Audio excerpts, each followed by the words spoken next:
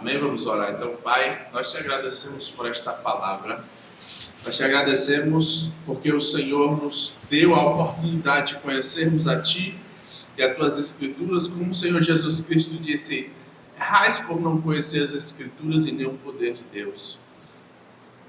Não lestes como está escrito, que convinha que se cumprisse tudo o que de mim está escrito acerca da minha morte e ressurreição, sobre o sofrimento e a glória que havia de padecer.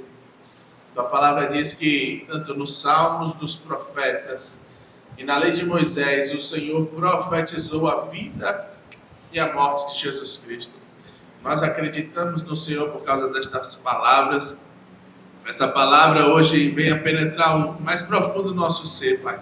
Mudar nossa natureza e transformar o nosso coração e gerar em nós um arrependimento profundo e sincero. Que haja, meu Pai, em nome de Jesus, verdade, sinceridade e um coração puro sendo gerado em nós pela Tua palavra, no poderoso nome de Jesus. Amém? Hoje a gente vai continuar nosso estudo de Mateus. Estamos no capítulo 24, o princípio das dores de Jesus, falando acerca dos fins dos tempos. E como nós estávamos falando na última aula, no ensino passado, os discípulos questionam Jesus acerca de 3 coisas. E quais são elas? A primeira, eles querem saber quando acontecerão as coisas ao qual Jesus estava falando acerca da destruição do templo, que não ficaria pedra sobre pedra, que não seria derrubado. Outra pergunta é: qual é o sinal da tua vinda? E a terceira e última é: quais são os sinais do fim dos tempos? Então, Jesus vai estar no capítulo 24 e 25 respondendo os discípulos acerca destas 3 perguntas. Quando será a destruição do templo de Israel? Quais são os sinais que antecedem e preveem a vinda de Jesus? E também os sinais que vão falar sobre os fins dos tempos. E Jesus comunica aos apóstolos ali que haverão terremotos, haverão pestes, grande sofrimento na terra, muitos falsos cristos também seriam ali levantados e que eles deveriam prestar atenção para que eles não fossem enganados. E eu levantei um ponto no último ensino que fala sobre o verdadeiro só pode ser conhecido muito bem se você tem um relacionamento com ele, entende, ouve ele, e por isso você vai conseguir discernir, diferenciar também o falso. Quanto mais você define, conhece o verdadeiro, mais fácil para você fica não ser enganado pelo falso. E que existem 2 tipos de falso. O falso que faz por perversidade a falsidade e a mentira, e tem o que ele mesmo foi enganado, como o apóstolo Paulo pregou, falando que nesses últimos dias muitos darão ouvidos aos espíritos enganadores, e essas pessoas que são enganadas acabam enganando a muitos também, e esses espíritos também dão autoridade e poder para fazer sinais e maravilhas que vão também conduzir as pessoas ao erro. E Jesus chama a atenção dizendo a eles: se alguém vos chamar e dizer eu sou Cristo, não vá atrás dele. Então essa é a principal informação para que você não caia em engano. Primeiro é que nenhum Cristo vai te chamar. Quando ele retornar, isso vai ser visível, notório e vai ser sabido de todos. Então não precisa ficar em dúvida. Quando Cristo se manifestar novamente, você e qualquer pessoa terá certeza de quem ele é. Jesus estava deixando claro: não precisa se preocupar com o Cristo verdadeiro. Quando ele vier, ninguém vai ter dúvida de quem ele é. Vocês não precisam se preocupar. E se alguém vos chamar dizendo eu sou Cristo, foge dele. Não tem outro.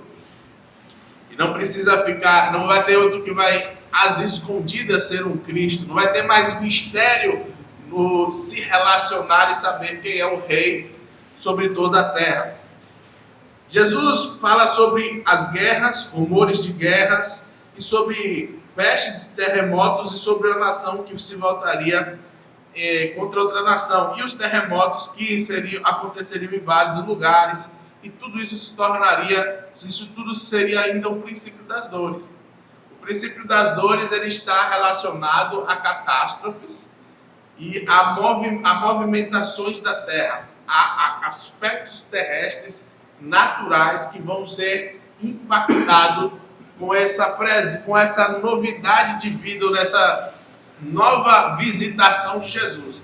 Só que ele falou que ainda esses acontecimentos não seriam o fim, seriam um princípio de dores.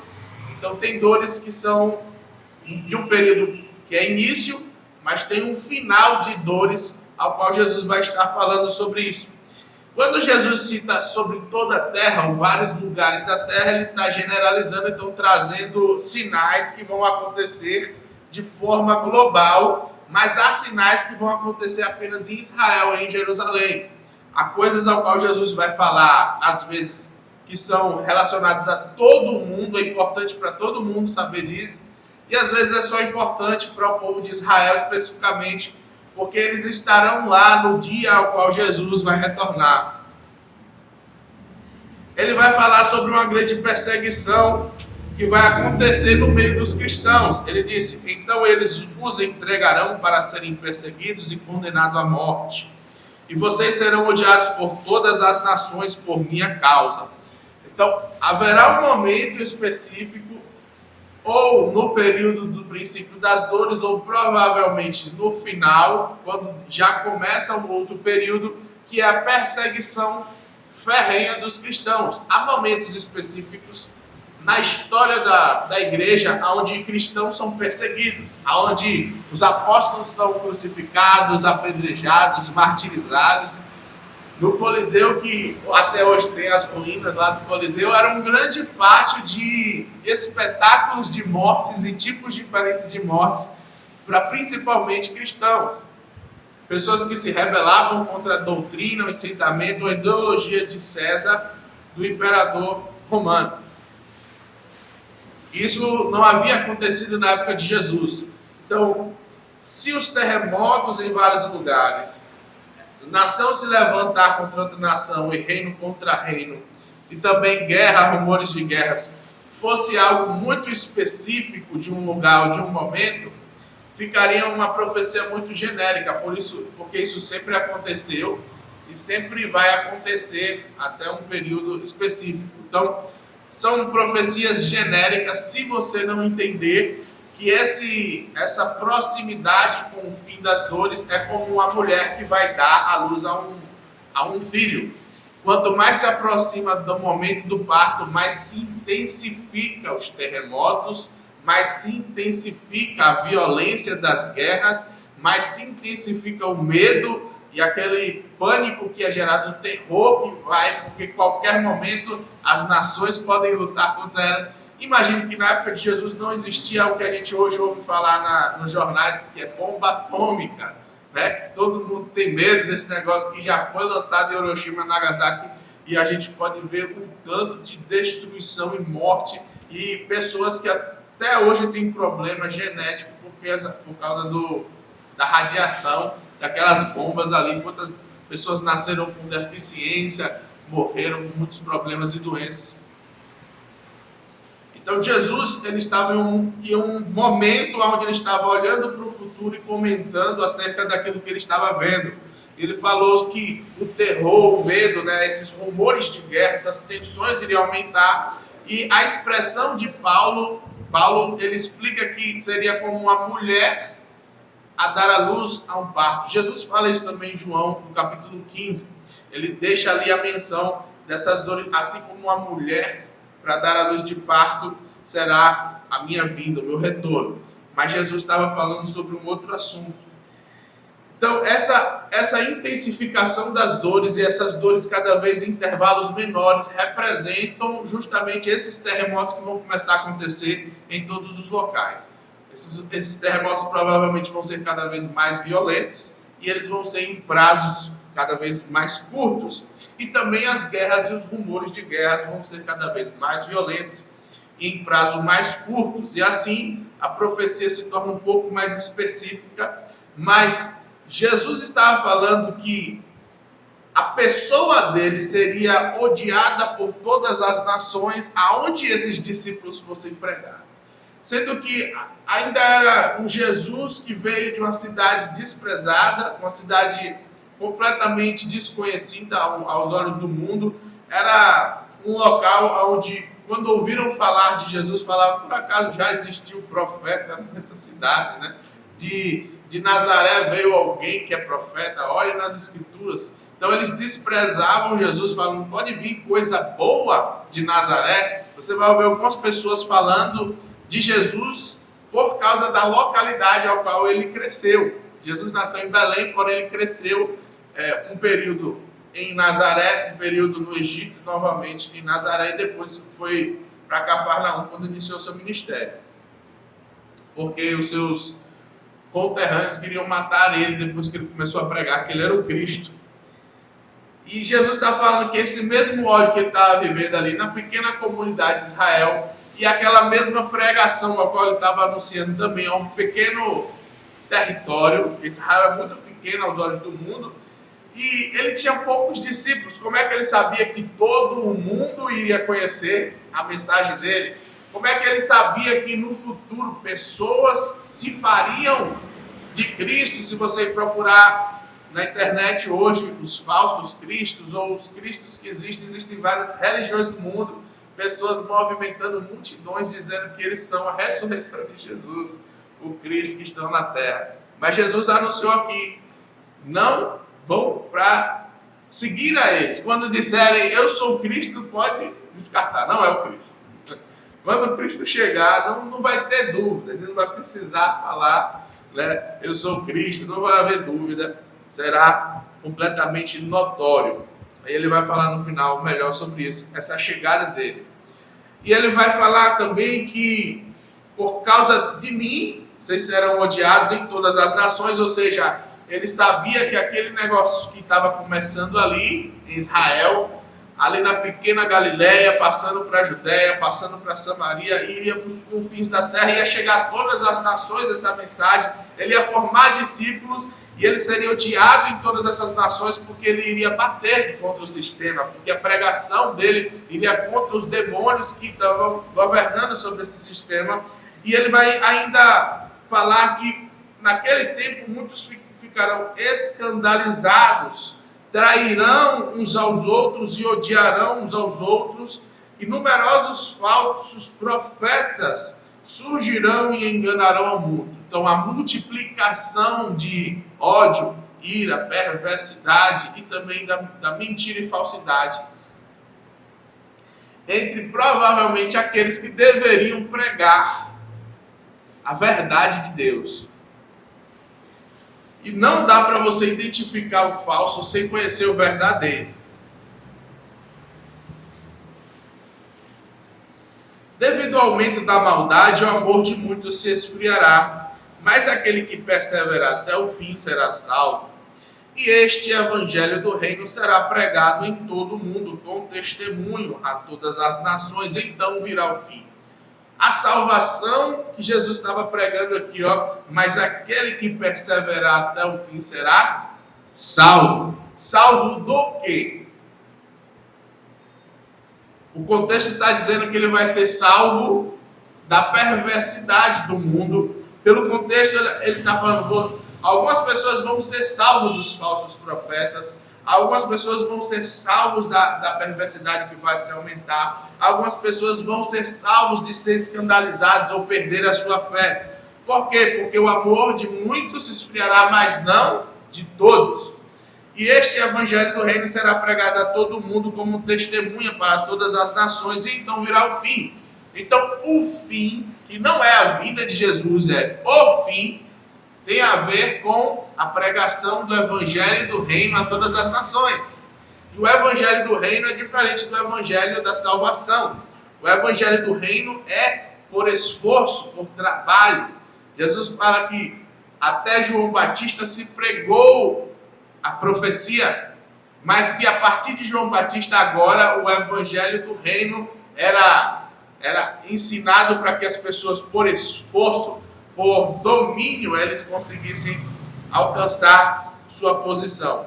Então o evangelho do reino tem que ser pregado a todas as nações, em todas as etnias. A palavra aqui é etnias. Essas etnias precisam saber que Jesus é o Cristo e que este reino está disponível e que o reino também virá. Jesus voltará como rei. Ele menciona isso nas parábolas, que o rei voltará para dominar, para tomar posse daquilo ao qual é dele por herança, para envergonhar seus inimigos, destruir aqueles que se tornaram pedra de tropeço, para condenar e julgar, e também para dar prêmio e galardão àqueles que foram fiéis até o fim. Assim, quando vocês virem o sacrilégio terrível do qual o profeta Daniel disse no lugar santo, quem lê entenda, então os que estiverem na Judéia fujam para os montes. Então agora Jesus vai começar a falar sobre a Judéia, sobre o local específico, Jerusalém. Jesus vai especificar que a abominação que Daniel profetizou, que vai acontecer em Israel, lá em Daniel capítulo 9, ele está falando que quando isto acontecer, os discípulos precisam fugir. Os judeus, os que estiverem na Judéia, fujam para os montes. Quem estiver no telhado da sua casa, não desça para tirar dela coisa alguma. Quem estiver no campo, não volte para pegar seu manto. Como serão terríveis aqueles dias para as grávidas e as que estiverem amamentando. E orem para que a fuga de vocês não aconteça no inverno, nem no sábado, porque haverá então grande tribulação, como nunca houve desde o princípio do mundo até agora, nem jamais haverá. Jesus estava dando especificamente uma palavra profética ao povo de Israel para uma fuga repentina que eles precisavam fazer. Quando a abominação ao qual Daniel profetizou acontecer, eles não podem olhar para trás, eles não podem pegar uma roupa, eles não podem perder tempo. A fuga precisa ser o mais rápida possível, porque o povo de Israel sofrerá uma tribulação que eles nunca sofreram e que nunca mais vão sofrer. Se aqueles dias não fossem abreviados, ninguém sobreviveria, mas por causa dos eleitos, aqueles dias serão abreviados. E essa abreviação do tempo para algumas pessoas é que o tempo vai passar mais rápido. O nosso dia vai ser um pouquinho mais curto. A Terra provavelmente vai girar em torno do seu eixo um pouco mais rápido naquele tempo. E ali, Jesus ainda vai mencionar.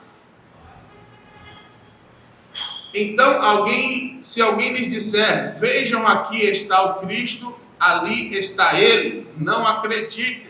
Pois aparecerão falsos cristos, falsos profetas, que realizarão grandes sinais e maravilhas, para, se possível, enganar até os eleitos. Vejam o que eu os avisei antecipadamente. Ele está dizendo aqui, esqueça esse negócio de venha ver o Cristo. Toda vez que mencionar alguém que faz milagres e sinais, preste atenção. Se ele mencionar que ele é o Cristo, e o Cristo é o Salvador do mundo, fujam, não olhem para ele, não preste atenção. Assim, se alguém lhes disser, ele está lá no deserto, não saiam. Ou, ali está ele dentro de casa, não acreditem. Porque assim como o relâmpago sai do oriente e se mostra ao ocidente, assim será a vida do Filho do Homem. Ou seja, será um espetáculo visível e vem das nuvens, vem do céu. Jesus vem do céu. Onde houver um cadáver, ali se juntarão os abutres. O que quer dizer esta parábola? Onde houver um cadáver, ali também é óbvio que tem um abutre. Jesus está falando que toda vez que vocês virem esses sinais, saiba que está próximo a vinda do Filho do Homem. Está próximo também a vinda do fim.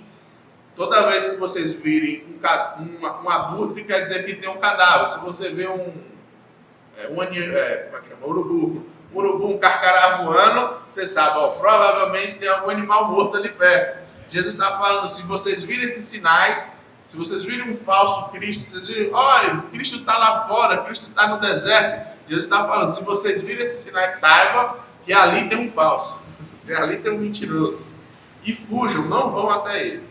Porque é uma emboscada para a morte dos judeus. Porque tem a ver com a perseguição do povo de Israel. com o governo do anticristo, que Jesus menciona em Daniel capítulo 9 aqui. Quando vocês leem, tendo a abominação. Está falando sobre o príncipe que vai ser levantado, que é o anticristo. Assim, se alguém lhes disser, ele está lá no deserto, não vão até ele. E aí Jesus fala, imediatamente após a tribulação daqueles dias, o sol se escurecerá, a lua não dará sua luz, as estrelas cairão do céu e os poderes celestes serão abalados. Então, Jesus vai falar sobre acontecimentos catastróficos, mais violentos do que aqueles terremotos, as pestes, as inundações que provavelmente iriam acontecer no princípio das dores. Agora, as modificações da parte da atmosfera, né, de como vai funcionar a Terra naqueles dias será extremamente diferente, porque o sol escurecerá e a lua não dará sua luz, ou seja, vai haver dias de trevas. As estrelas cairão do céu. Uma estrela cai do céu, imagine a situação da destruição que vai acontecer na Terra, e os poderes celestes serão abalados. Então, o ambiente fora da Terra será abalado, e isso vai também trazer grandes catástrofes para internamente. E é nesse momento de grandes catástrofes violentas que Jesus vai vir. Quando o sol se escurecer e a lua não dar mais a sua luz. Em Apocalipse diz que o sol vai brilhar com 1/3 da sua força. Vai haver grandes mudanças na parte climática. Isso vai causar grandes destruições, grandes problemas para a sociedade, para o mundo todo. E é nesse período, após esses juízos de Deus, que nós podemos estudar melhor em Apocalipse. Aqui Jesus fala, então aparecerá o sinal do Filho do Homem, e todas as nações da terra se lamentarão e verão o Filho do Homem vindo nas nuvens com grande som de trombeta, e estes reunirão seus eleitos dos 4 ventos, de uma a outra extremidade dos céus. Ele está falando do momento da sua vinda e do recolhimento, do arrebatamento dos eleitos que estão sofrendo ali perseguição, afronta do reino do anticristo, e agora eles vão se ajuntar com o grande exército que está vindo com Jesus para a terra, e todos vão se lamentar. Quem vai se lamentar? Todos os que rejeitaram que Jesus era o Cristo. Vão ver com seus próprios olhos o verdadeiro Cristo vindo.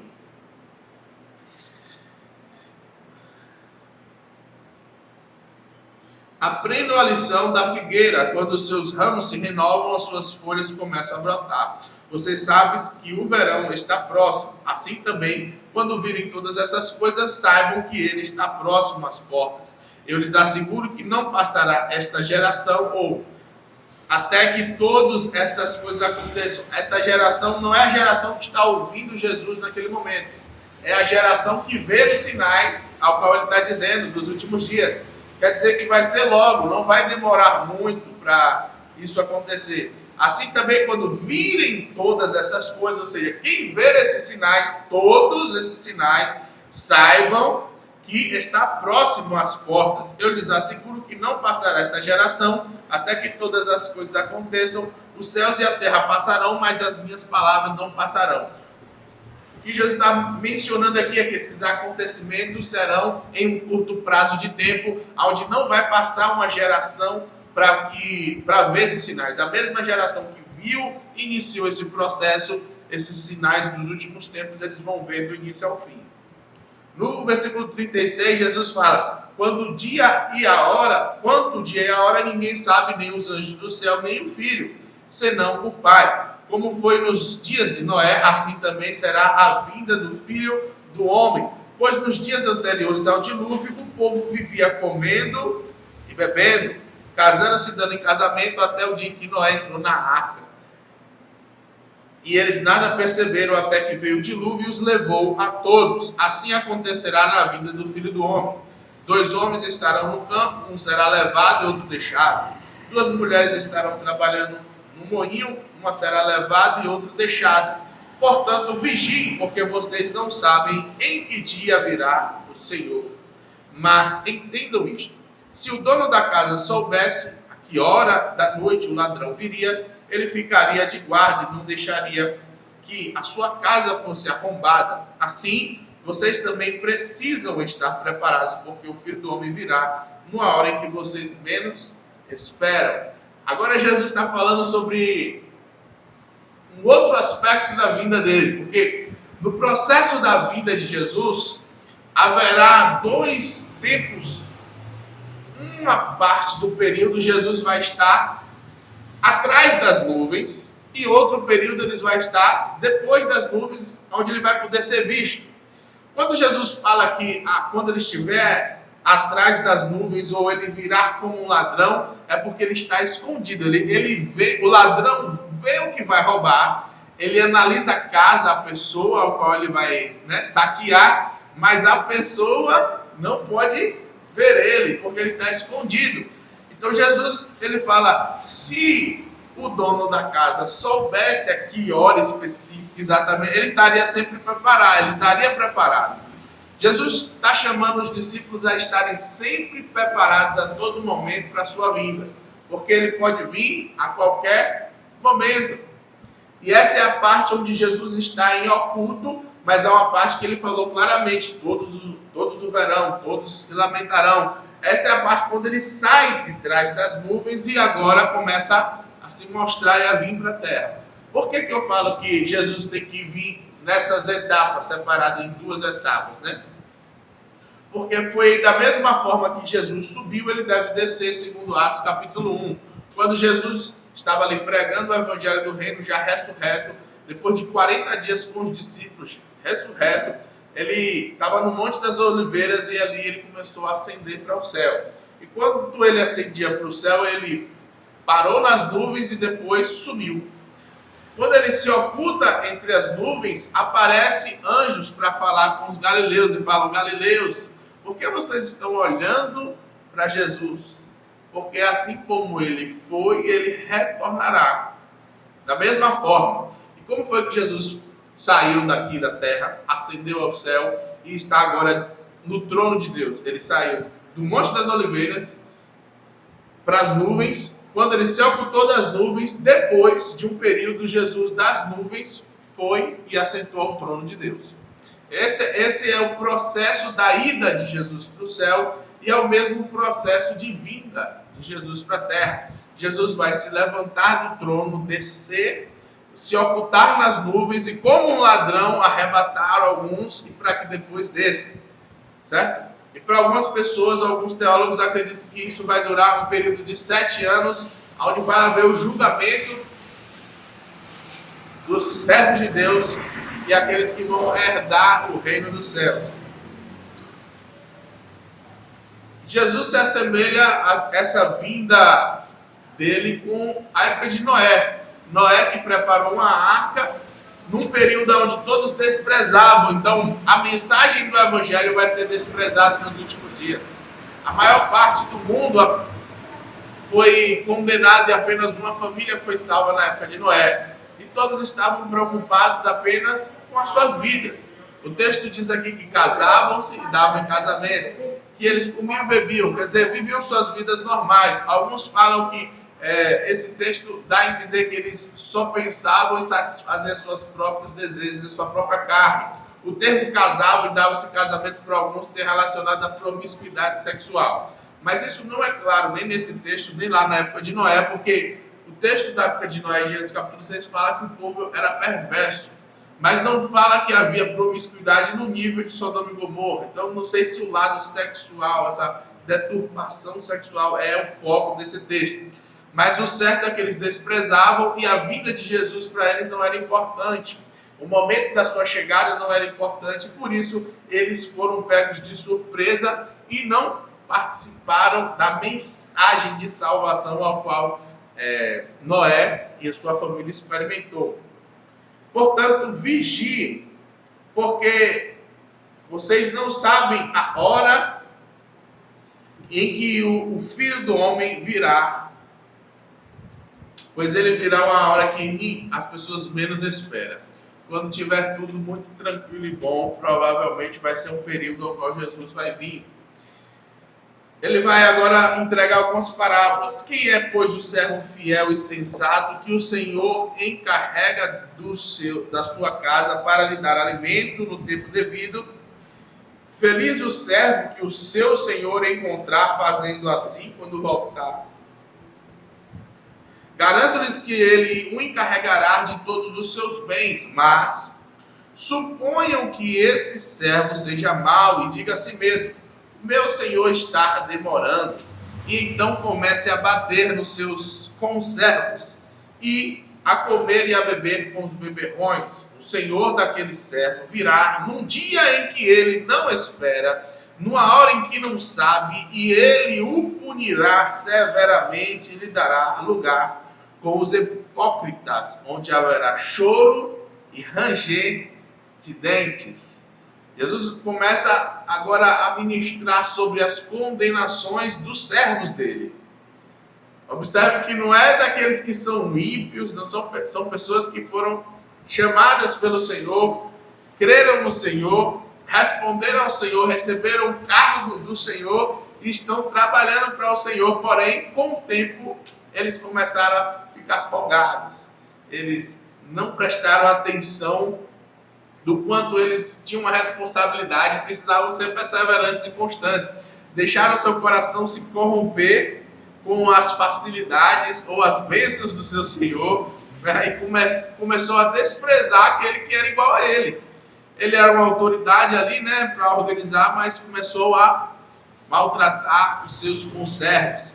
Jesus está falando sobre aqueles que vão assumir cargos e funções, provavelmente no reino de Deus, e vão começar a se achar demais, começar a desprezar os seus irmãos, aqueles que estão junto com ele para trabalhar para o Senhor, e ele vai se voltar às coisas desse mundo, vai começar a comer demais, beber demais, a desfrutar daquilo que o Senhor proporcionou a ele, e ele vai ficar cada vez mais hipócrita.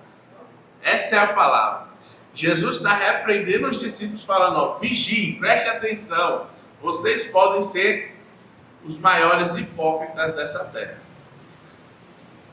Cuidado, porque tudo isso tudo isso vocês experimentarão na minha vinda. Quando eu retornar, vocês sabem que antes de eu chegar, muitos vão se voltar a esse tipo de comportamento. Ou seja, vai haver um nível de frieza, nível de cegueira, onde as pessoas vão começar a cada vez mais se tornar hipócritas. E não são pessoas comuns, são pessoas que Jesus chamou para a servidão, que Jesus tem como seus servos. Não é ímpio que nunca conheceu. E isso aí, a gente precisa entender que Jesus vai julgar essas pessoas e lançar eles em local onde vai haver choro e ranger de dentes. E não fala aqui que é o lago do fogo e enxofre e que é eterna essa condenação. O texto fala que eles sofrerão condenação, aonde haverá choro e ranger de dentes. E uma outra parábola que ele falou é que estará 2 no campus, mas um será levado. Para algumas pessoas, como os adventistas, eles entendem que o levado ali é como as águas do dilúvio levaram uma, mas outros não. Só que pense, se 2 pessoas estiverem no campo, como é que as águas vão levar um e outro não, se não tem arca? Então não faz muito sentido. Quando Jesus fala no mesmo contexto que os eleitos serão trazidos por ventos dos 4 cantos da terra e vão ser arrebatados aos céus, se encontrar com o Senhor nos ares, muito mais contextualizado, tomado a ser levado com o Senhor nos ares naquele momento da sua vida. Então, faz muito mais sentido para mim pensar assim sobre o arrebatamento, que não é o único texto que fundamenta isso. No capítulo 25, Jesus vai continuar parábolas que vão mencionar grupos de pessoas específicas. Agora ele vai falar sobre 10 virgens, que 5 são sensatas e 5 são loucas, 5 são prudentes e 5 são insensatas. Muitas pessoas ouvem e leem essa parábola e acham que são 10 noivas, mas não são 10 noivas, porque Jesus não é polígamo, Ele não tem várias mulheres, como alguns textos da Bíblia vai se referir à igreja como noiva de Cristo. É uma noiva só, e sempre em qualquer texto bíblico que se retrata de Deus e Israel, ou de Jesus e a igreja, ou de um marido e uma mulher de Deus, sempre está relacionado a uma mulher só, um marido somente. Esse texto fala sobre as virgens, que elas eram responsáveis por cuidar da noiva. No livro de Salmos e também no livro lá de Esther, tem menções, e outros livros da Bíblia falam sobre a importância dessas virgens que cuidam das noivas, preparando ela para o casamento. Tanto nas instruções, como elas são mulheres puras, elas instruem a noiva acerca de muitas coisas que ela precisa ter para o dia do casamento e para depois do dia do casamento. E elas também preparam a pele da noiva, preparam as roupas da noiva, elas são responsáveis por muitas coisas, sempre relacionadas ao casamento. Jesus vai falar sobre uma parábola onde essas virgens que são responsáveis pela noiva, que vão ou ser sensatas ou ser insensatas. Quem é a representação das virgens? Quem são essas pessoas a qual Jesus está falando aqui? Paulo mesmo disse que ele era como um cuidador da igreja. Paulo mesmo se refere àquele que precisa entregar a noiva imaculada, sem ruga e perfeita, com as vestes santas, com as vestes limpas. Esta menção aqui dessas 5 virgens é uma menção dos 5 ministérios ao qual Jesus vai deixar na terra. 5 ministérios que têm a unção e 5 ministérios que vão perder a unção. Os 5 ministérios são pastor, mestre, apóstolo, evangelista. Pastor, mestre, apóstolo, evangelista e profeta. Esses são os 5 ministérios que Jesus vai deixar lá, bem claro, em Efésios capítulo 4 e 1 Coríntios capítulo 12.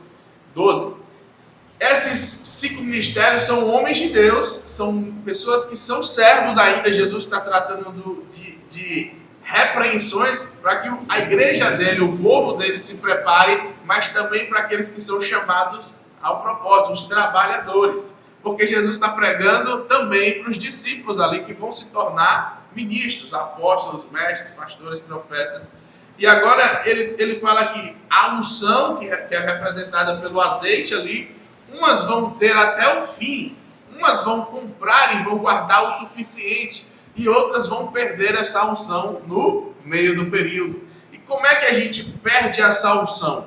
Da mesma forma que os servos superiores que Jesus está falando, a hipocrisia, a mentira, o engano, as preocupações com as coisas desse mundo, desprezar a voz de Deus, desprezar a palavra, se acomodar demais, tudo isso vai gerar uma condenação. Qual é a condenação que essas pessoas vão ter? Ele vai dizer que eles não vão entrar para experimentar a festa. E saindo elas para comprar o óleo, chegou o noivo. As virgens que estavam preparadas entraram com ele para o banquete nupcial, e a porta foi fechada. Então, as prudentes entraram para o banquete nupcial, mas as outras que eram imprudentes não entraram. Mas ele respondeu: em verdade, eu vos digo que não vos conheço, portanto, vigiem, porque vocês não sabem o dia nem a hora. Então, é outra condenação.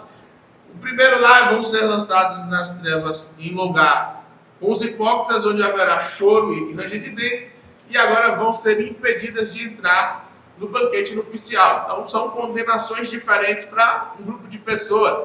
Ser servo de Jesus é uma coisa, ser ministro e preparador da noiva é uma outra responsabilidade que a igreja iria entender futuramente. Então, mais uma vez, Jesus está falando: vigiem, porque vocês não sabem o dia e nem a hora. Mas o mais importante, a gente vai concluir aqui, terminar, e depois a gente continua Mateus capítulo 25. O mais importante é entender que se a morte chega para nós, a vinda de Jesus também chega em um certo aspecto. Por que é importante para a gente entender tudo isso? Porque para um cristão, ainda que eu não esteja vivo quando Jesus voltar, a morte já é uma chegada de Jesus para mim. Quando eu morro, eu tenho que estar pronto, preparado, e eu tenho que cumprir durante a minha vida o propósito ao qual Deus me destinou para viver. E então eu vou receber as bênçãos dele, ou então vou receber algumas condenações e sofrimentos que não era previsto por Deus. Deus não deseja, na verdade, isso para nós. Então é importante a gente viver como se cada dia fosse especial para Deus, especial para nós, para fazer a vontade do Senhor que Ele nos chamou. Senão a gente está desprezando as melhores coisas da terra, que é fazer a vontade de Deus. Qual é o seu propósito? Para que você nasceu? Qual é a importância de você nessa terra? Porque Jesus lhe salvou, lhe deu vida eterna, lhe deu amor, lhe deu um nome, uma família, mas você continua vivendo aqui, então tem um propósito. Por que a gente se santifica? Porque temos uma esperança. Por que a gente deixa de fazer coisas ao qual nossa carne quer para fazer o que Deus quer? Porque a gente tem uma esperança, a gente tem uma expectativa. A gente tem prêmio, tem galardão, a gente tem recompensas que Deus nos dá. A gente sabe que quando a gente faz a vontade de Deus, a gente atrai para nós bênçãos, saúde, alegria, uma vida próspera e recompensas duradouras, ao qual Ele vai até mesmo deixar a gente boquiaberto futuramente, né? Porque Deus é um Deus que dá presente aos seus filhos e Ele é galardoador de todos aqueles que o buscam e se aproximam dele. Amém? Então, vamos orar. Pai, nós te agradecemos por esta palavra, te agradecemos por esta revelação e este entendimento, Senhor. Nós te agradecemos porque a tua palavra diz: sejam vigilantes, pois não sabeis a hora que o Filho do Homem há de vir na terra. Pai, nós queremos estar vigilantes porque também a morte não sabemos a hora que vai bater na nossa porta e precisamos do Senhor cada dia em nossas vidas. Te rendemos graça e declaramos o nosso amor para o Senhor em nome de Jesus.